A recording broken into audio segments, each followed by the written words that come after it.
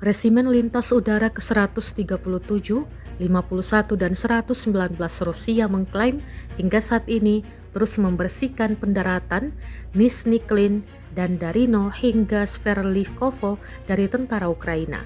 Rekamannya beredar di Telegram pada Sabtu 30 November 2024. Dalam keterangan unggahan disebutkan, sebelum diserang, tentara Ukraina tak menunjukkan tanda ingin menyerah hingga berakhir dikirim serangan. Pasukan Rusia mengirim UAV atau drone peledak ke posisi tentara Ukraina hingga mengakibatkan ledakan dahsyat. Drone juga merekam kepulan asap tebal pada posisi tentara Ukraina.